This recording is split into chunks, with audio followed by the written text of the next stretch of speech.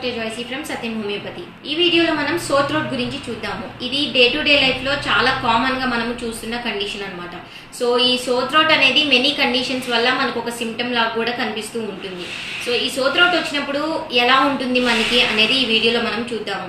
Sore throat అంటే ఏంటి అంటే మనకి గొంతు నొప్పి రావటం కానీ, గొంతు క్లియర్ గా లేకపోవటం, రా సెన్సేషన్, బర్నింగ్ సెన్సేషన్, చాలా ఇచ్చింగ్ గా ఉండటం, చాలా పెయిన్ గా ఉండటం, ఇవన్నీ కూడాను సోర్ థ్రోట్ కింద వస్తాయి అన్నమాట. సో సోర్ థ్రోట్ అనేది ఎందుకు రావచ్చు అంటే మనకి ముఖ్యంగా అండర్లైన్ మెడికల్ కండిషన్ లో చూస్తే గనక గ్యాస్ట్రో ఈసోఫేజియల్ రిఫ్లెక్స్ డిసీజ్ లో మనం ఇది ఎక్కువగా చూస్తాము.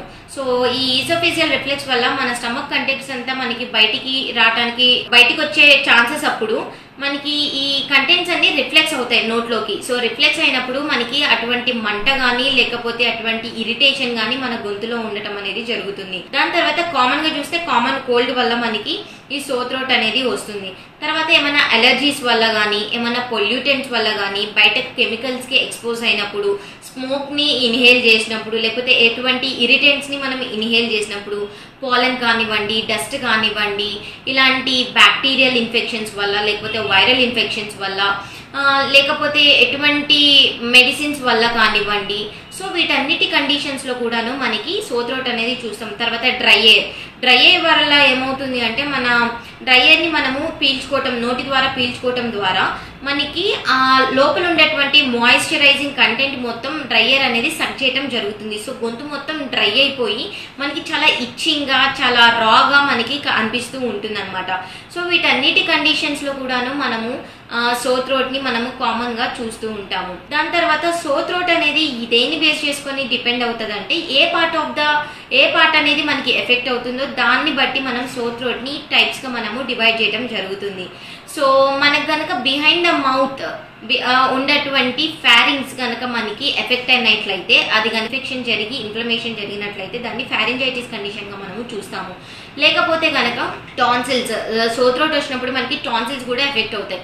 సో టాన్సిల్స్ ఎఫెక్ట్ అయినప్పుడు ఆ టిష్యూ అనేది, ఆ టాన్సిల్స్ అనేవి స్వాలెన్ అయిపోయి రెడ్డిష్ గా, వైట్ గా అవ్వటం అనేది జరుగుతుంది. దాన్ని టాన్సిలైటిస్ కండిషన్ గా మనము చూస్తాము. ఇది బ్యాక్ ఆఫ్ ద మౌత్ లో మనము ఈ టాన్సిలైటిస్ కండిషన్ ని మనము చూస్తూ ఉంటాం అనమాట.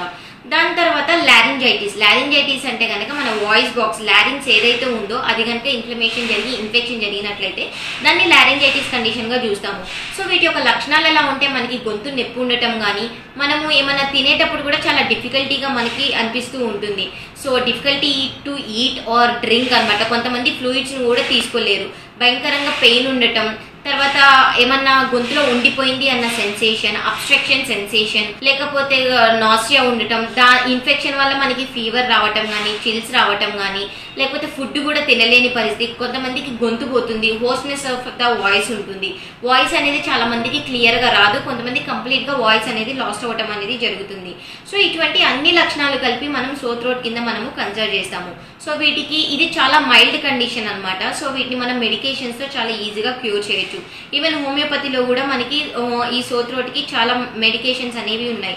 సో మీరు కనుక సత్యం హోమియోపతిని విజిట్ అయినట్లయితే మీకు సోర్ థ్రోట్ కి మీకు లైన్ ఆఫ్ ట్రీట్మెంట్ ఎక్స్ప్లెయిన్ చేసి మీకు మెడికేషన్స్ ని మేము ప్రొవైడ్ చేయడం అనేది జరుగుతుంది. Thank you. మా వీడియో కనుక మీకు నచ్చినట్లయితే లైక్ చేయండి, షేర్ చేయండి. ఇలాంటి మరిన్ని వీడియోస్ కోసం మా ఛానల్ని సబ్స్క్రైబ్ చేసుకోవడం మాత్రం మర్చిపోకండి. Thank you for watching.